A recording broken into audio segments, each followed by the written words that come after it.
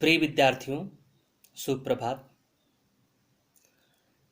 आज का हमारा विषय है धातु युग। मानव के विकास को दो युगों में बांटा गया, पाषाण युग और धातु युग। पाषाण युग के पश्चात धातु युग का प्रारंभ होता है, अर्थात नवपाषाण युग के अंतिम चरण में धातु तांबे का प्रयोग प्रारंभ हुआ। मानव ने सर्वप्रथम जिस धातु का प्रयोग किया वह तांबा या कॉपर था। पाषाण युग के बाद धातु युग प्रारंभ होता है, जिसे 3 भागों में बांटा गया है। ताम्र युग, कॉपर एज, कांस्य युग, ब्रॉन्ज एज, लौह युग, आयरन एज। इन्हीं 3 चरणों में मानव का विकास हुआ है। ताम्र युग में तांबे के साथ साथ पत्थरों का भी उपयोग किया जाता था, इसलिए इसे ताम्र पाषाणिक काल या चैल्कोलिथिक एज भी कहा जाता है। अब आते हैं हम ताम्रपाषाण युग पर। ताम्रपाषाण युग, द चैल्कोलिथिक एज। ताम्रपाषाण युग में अर्थव्यवस्था में महत्वपूर्ण परिवर्तन हुआ। तांबे का आविष्कार लगभग 5000 ईसा पूर्व से 4000 ईसा पूर्व के बीच मेसोपोटामिया में हुआ। तांबे के आविष्कार ने उत्पादन में वृद्धि कर दी।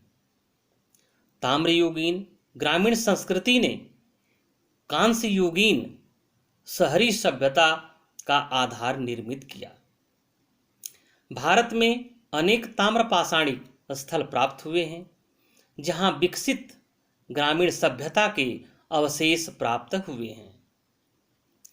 राजस्थान में अहाड़ और गिलुंद 2 प्रसिद्ध स्थल हैं।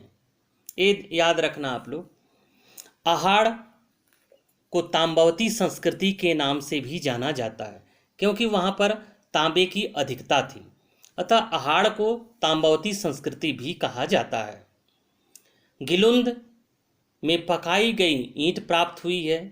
गिलुंद से घरों से तंदूर, ओवंस मिले हैं। मिट्टी के बर्तन काले और लाल रंग, जिस पर सफेद रंग के रेखाचित्र प्राप्त हुए हैं। मध्य प्रदेश में कायथ, ऐरण और नवादा टोली ये प्रमुख स्थान हैं। कायथ से चाक द्वारा बनाए गए मिट्टी के बर्तन प्राप्त हुए हैं। जैसे वर्तमान समय में आजकल जो कुम्हार यूज करते हैं चाक का, तो उस चाक से मिट्टी के बर्तन बनाए जाने का प्रमाण मिलता है। नवादा टोली से काले और लाल रंग के मृद भांड प्राप्त हुए हैं। महाराष्ट्र में नासिक, जोरवे, नेवासा, डैमाबाद, सोनगांव, इनाम गांव प्रमुख हैं। यहाँ से टोटीदार बर्तन प्राप्त हुआ है। पटसन का साक्ष्य नेवासा से प्राप्त हुआ है। समाधान पद्धति में समाधान कलश में भरकर घर की फर्श के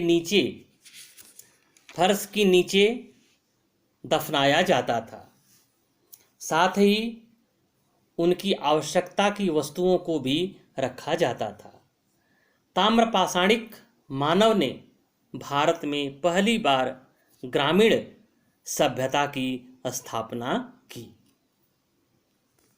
अतः ताम्रपाषाणिक का अर्थ यह है कि जहाँ पर तांबे और पत्थर दोनों का प्रयोग किया जाता था, इसलिए उसे ताम्रपाषाणिक संस्कृति कहा गया।